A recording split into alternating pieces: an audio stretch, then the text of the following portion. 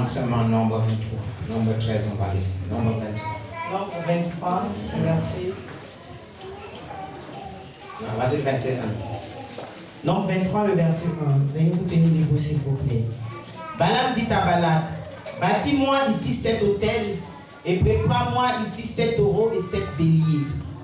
Balak fit ce que Balaam avait dit, et Balak et Balaam offrirent un taureau et un bélier sur chaque autel. Balaam dit à Balak, tiens-toi près de ton holocauste, et je m'éloignerai peut-être que l'Éternel viendra à ma rencontre, et je te dirai ce qu'il me révélera. Et il alla sur un lieu élevé. Dieu vint au-devant de Balaam, et Balaam lui dit, j'ai dressé 7 autels, et j'ai offert un taureau et un bélier sur chaque autel. L'Éternel mit des paroles dans la bouche de Balaam et dit, retourne vers Balak et tu parleras ainsi. Il retourna vers lui, et voici, Balak se tenait près de son holocauste, lui et tous les chefs de Moab. Balaam prononça son oracle et dit, Balak m'a fait descendre d'Aram. Le roi de Moab m'a fait descendre des montagnes de l'Orient. Viens, maudis-moi Jacob. Viens, sois irrité contre Israël. Comment maudirais-je celui que Dieu n'a point maudit? Comment serais-je irrité quand l'Éternel n'est point irrité? Je le vois du sommet des rochers. Je le contemple du haut des collines. C'est un peuple qui a sa demeure à part et qui ne fait point partie des nations. Qui peut compter la poussière de Jacob et dire le nom du camp d'Israël? Que je meure de la mort des justes et que ma fin soit semblable à la leur. Balak dit à Balaam, que m'as-tu fait? Je t'ai pris pour maudire mon ennemi et voici tu le bénis. Il répondit et dit, n'aurais-je pas soin de dire ce que l'Éternel met dans ma bouche? Amen. Asseyons-nous.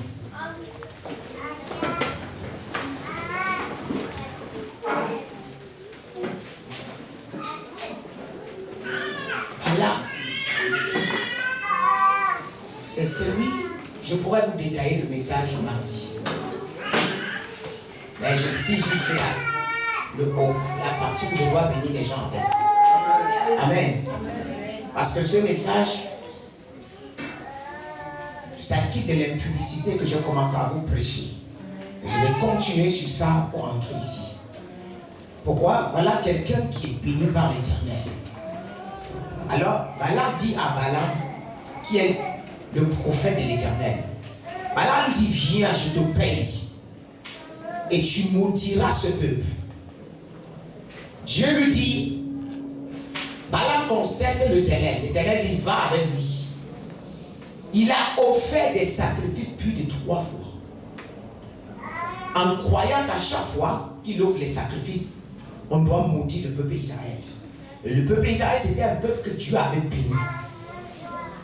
J'aimerais dire à quelqu'un, lorsque tu crois à Jésus, tu es un peuple béni.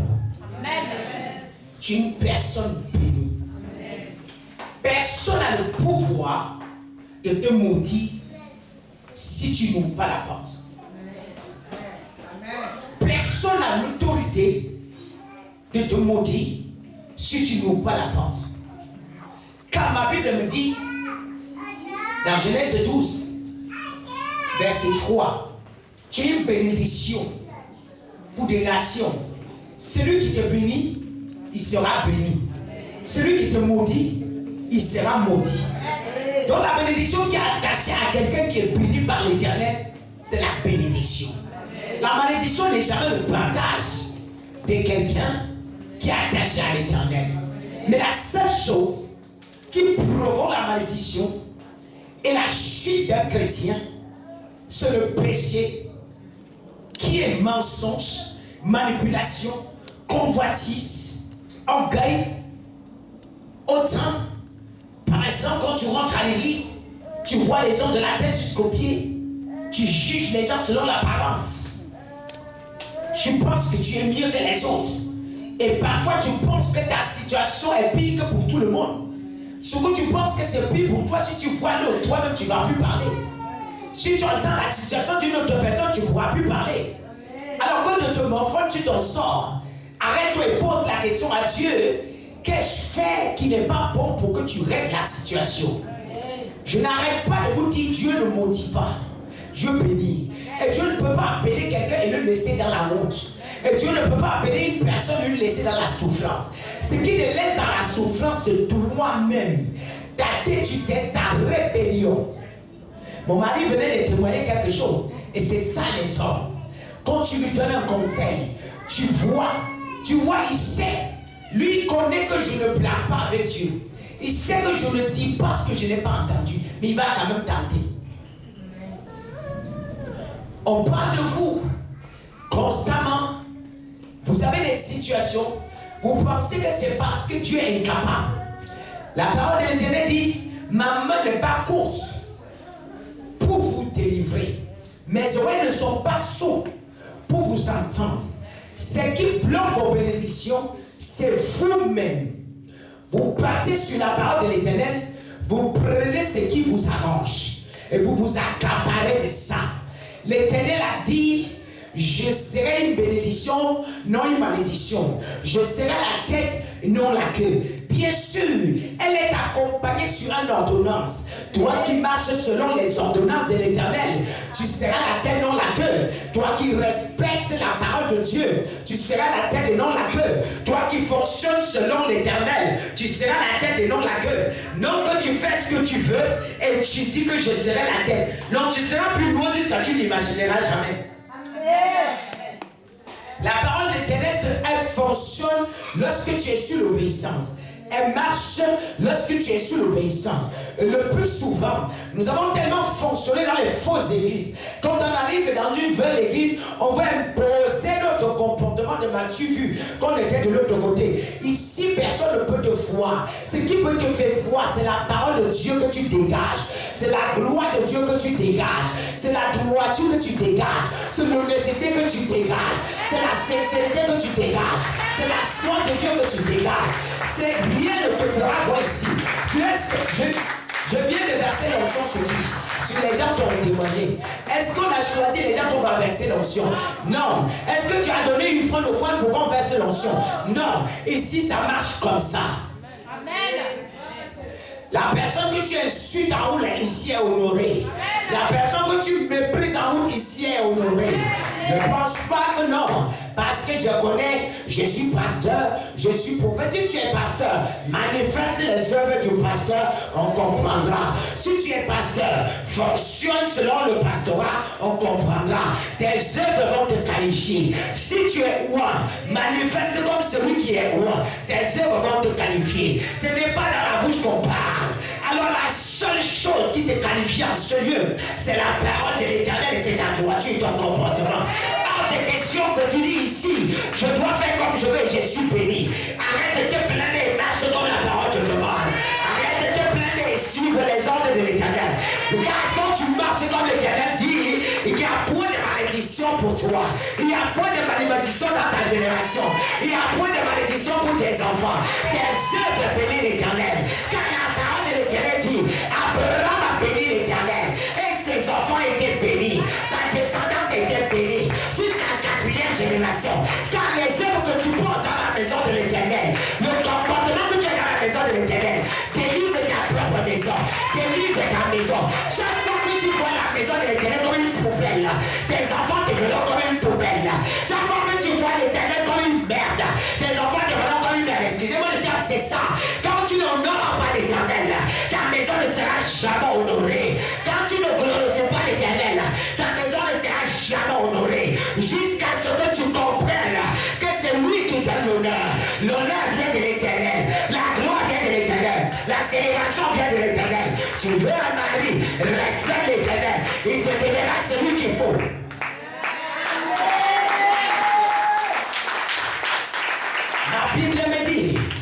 Ma Bible me dit, il demande à Balaam de maudire.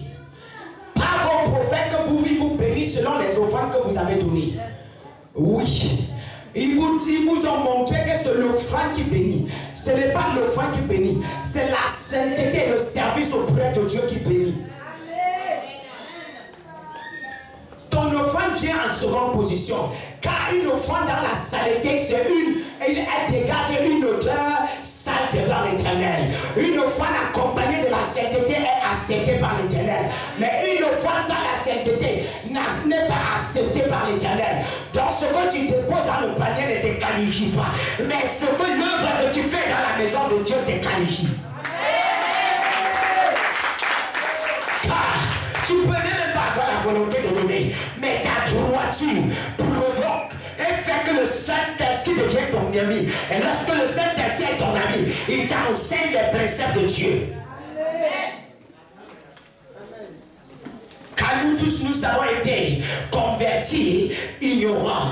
On ne connaissait pas. Mais le meilleur ami qui est le Saint-Esprit, il nous enseigne quelle attitude on doit avoir dans sa présence, quelle attitude on doit avoir dans sa maison, quelle attitude nous devons avoir en face du Saint-Esprit.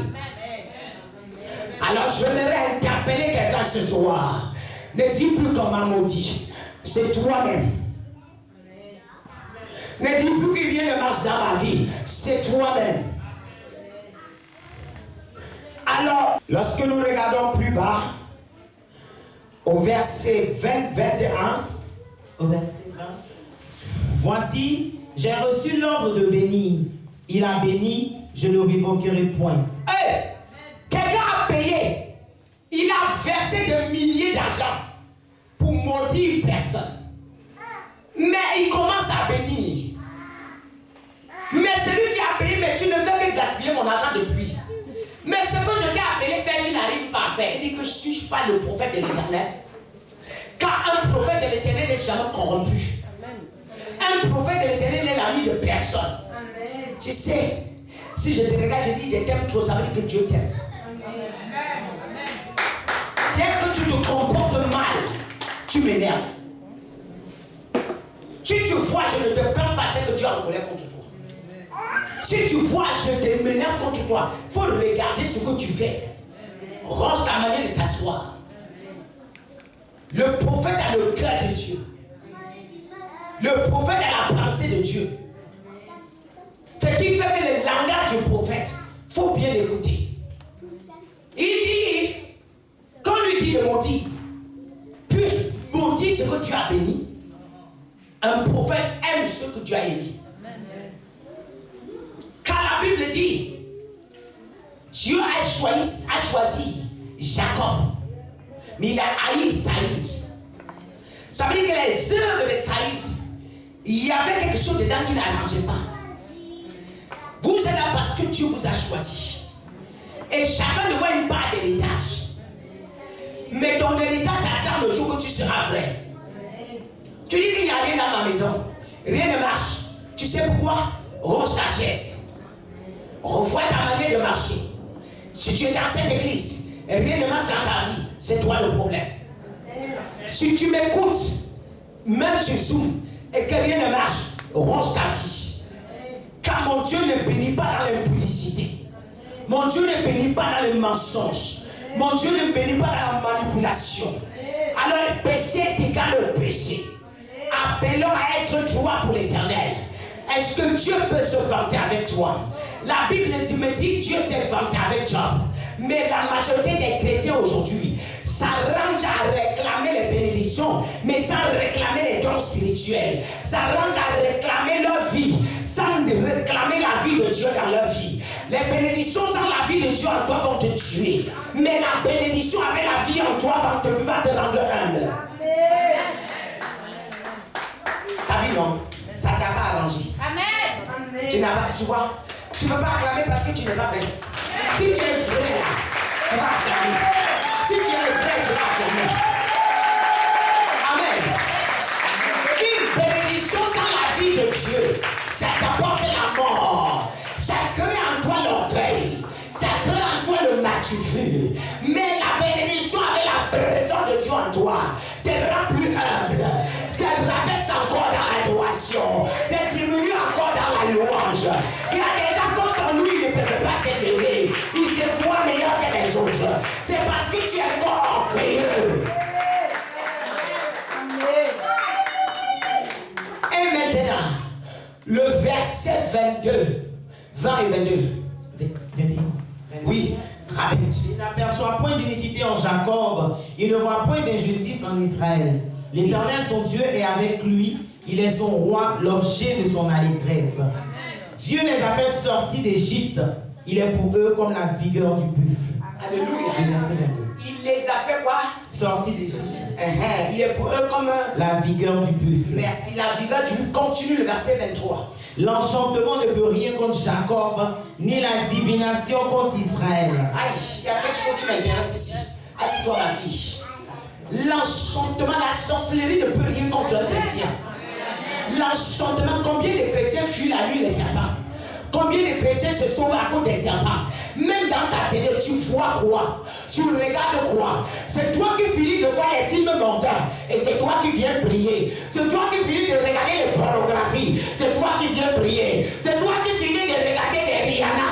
C'est toi qui viens prier. C'est toi qui finis de regarder les champions mondiaux. C'est toi qui viens prier. Après tu me dis, maman, j'ai vu dans la nuit avec le serpent. Tu as vu quoi avant de dormir? Si tu as vu les choses qui sont de Dieu, tu vas vivre les choses avec les anges. Si tu vis la parole de Dieu, tu vivras les choses de la parole de Dieu. Mais si tu passes de collaborer avec le diable, la nuit va te visiter. La sorcellerie n'a pas de pouvoir sur toi. L'enchantement ne peut rien contre Israël. Ni la divination. Ceux qui pratiquent en ton nom, ils pratiquent en leur nom. Quelqu'un m'a compris ce soir? Tu es ici. Quelqu'un a osé amener ton nom sur le marabout. Tout ce qu'il a décrit, c'est parti dans son camp. Car la Bible me dit, sans que je le prie, c'est lui qui me maudit, d'office il est maudit. C'est lui qui me bénit, d'office il est béni. Aujourd'hui, les chrétiens sont devenus des patrons. Alors tu as une autorité en toi. Rien ne peut t'arriver. Mais ce soir, je me tiens sur la parole de l'Éternel. Car la Bible me dit, le sorcier n'a pas le droit de t'asseoir là où tu es. Le sorcier n'a pas le droit de t'affronter. Le sorcier n'a pas le droit de te regarder. Oui, le maraboutage. Ton nom chez les marabouts est explosé ce soir. C'est explosé ce soir. C'est explosé ce soir. C'est explosé ce soir. C'est explosé ce soir. Au nom de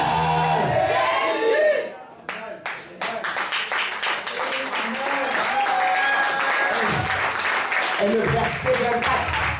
C'est un peuple qui se lève comme une lionne. C'est un peuple qui se lève comme une lion. Et qui se dresse comme un lion. Il y a quelqu'un en ce lieu. Je voudrais te dire, l'assurance en Jésus. Et prouvons la foi. À la fois prouvons l'assurance prouvons la foi. Quand je me lève de mon lit, je dresse mon habit. Lorsque le lion se lève de la houille, les poings se dressent. Lorsqu'ils font les gens s'écartent. Mais je voudrais te dire ce soir, tu reçois l'autorité de Christ et la puissance de Christ, la manifestation de sa parole et les déclarations divines. Au nom de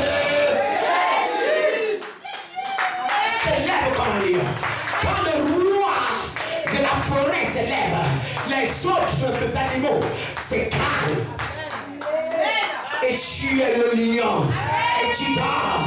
Le lion se retrouve en train de fuir les gens. Non, c'est les choses à l'envers. Le lion se retrouve en train de fuir le chien. C'est les choses à l'envers. Mais à partir d'aujourd'hui, tu ne peux plus jamais fuir. Tu te lèves comme un lion. Ah oui, non. Tu n'es pas dans la révélation.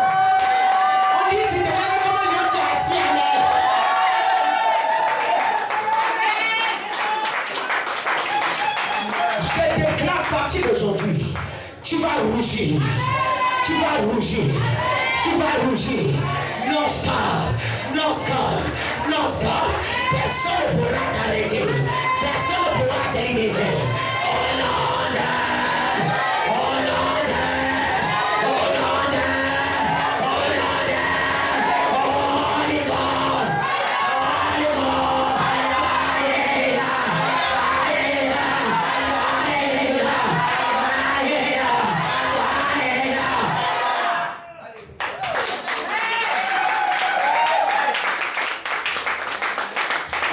Amen.